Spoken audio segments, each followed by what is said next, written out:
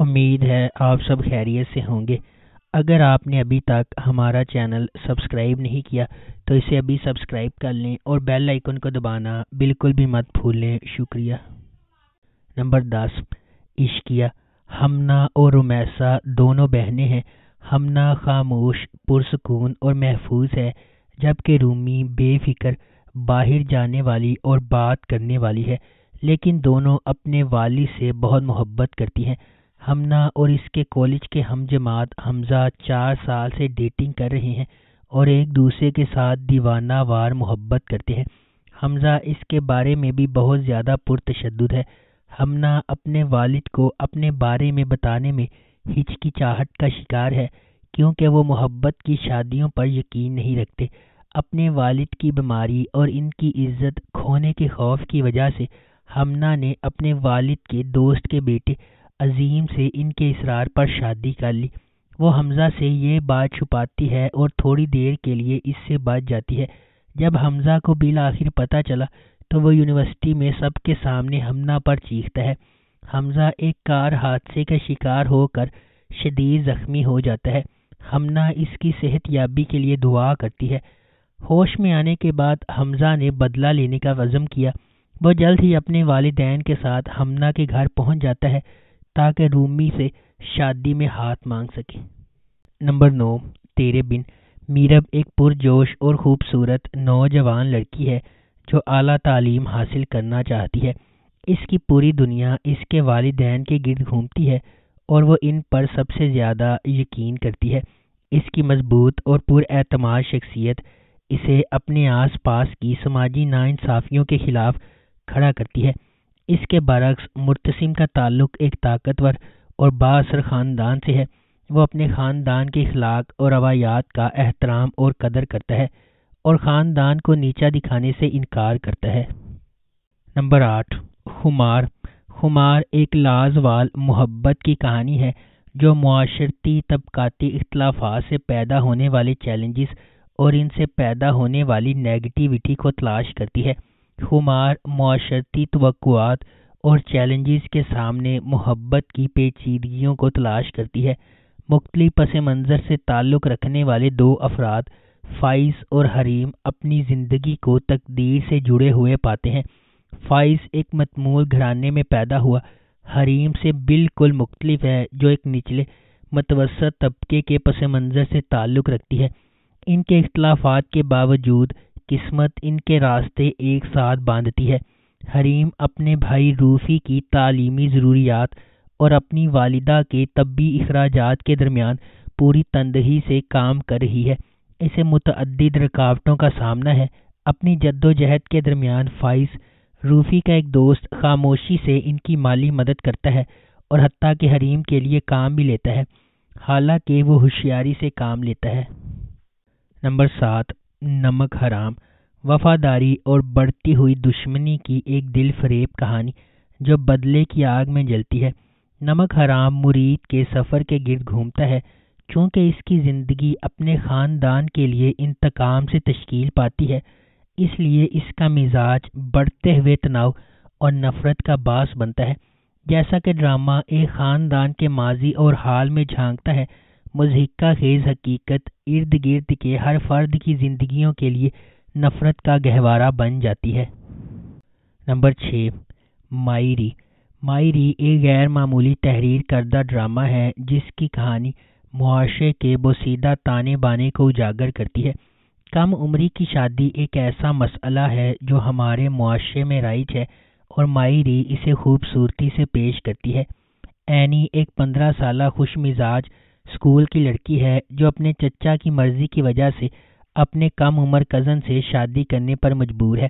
جیسے جیسے ڈرامہ آگے بڑھے گا، ناظرین بچپن کی شادیوں کے خطرناک نتائج دیکھیں گے جو معصوم بچپن کو ہمیشہ کے لیے تباہ کر سکتے ہیں۔ بچپن ایک ایسی چیز ہے جس کی حفاظت کی جائے۔ ایک بار آپ جب اس سے باہر جاتے ہیں، آپ اسے ہمیشہ کے لیے کھو دیتے ہیں۔ پہلے بچوں کو کھلنے دو۔ نمبر 5، کابلی پلاؤ۔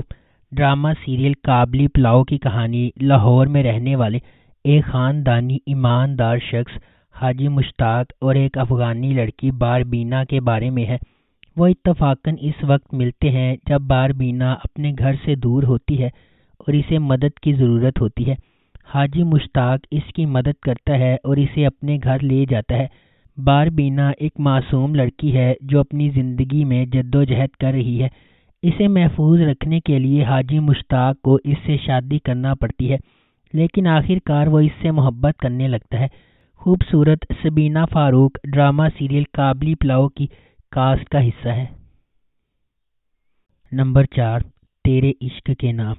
تیرے عشق کے نام خاندان، محبت اور نفرت کے بارے میں ایک غیر روایتی کہانی ہے۔ رتبہ التمش سے محبت کرتی ہے، لیکن تھوڑی سی غلط فہمی کی وجہ سے خورشید سے شادی کر لیتی ہے۔ ناکام شادی کا تجربہ کرنے کے بعد جب التمش اس کے پاس واپس آنے کی کوشش کرتا ہے تو اسے خورشید کے لیے اپنی بے پناہ محبت کا احساس ہوتا ہے۔ کیا خورشید اس کے کفارے کا خیال رکھے گا؟ اب سوال ہے، اس سے پہلے کہ زندگی آپ کو اپنے پاس موجود چیزوں کے لیے شکر گزار ہونا سکھائے، اسے آسانی سے سیکھیں۔ نمبر 3، یوں ہی۔ یوں ہی ایک رومانٹک ڈرامہ سیریز ہے جسے محمد احتشام الدین نے ڈائریکٹ کیا ہے۔ اس ڈرامے میں ورسیٹائل مایا علی اور بلال اشرف مرکزی کردار ادا کر رہے ہیں۔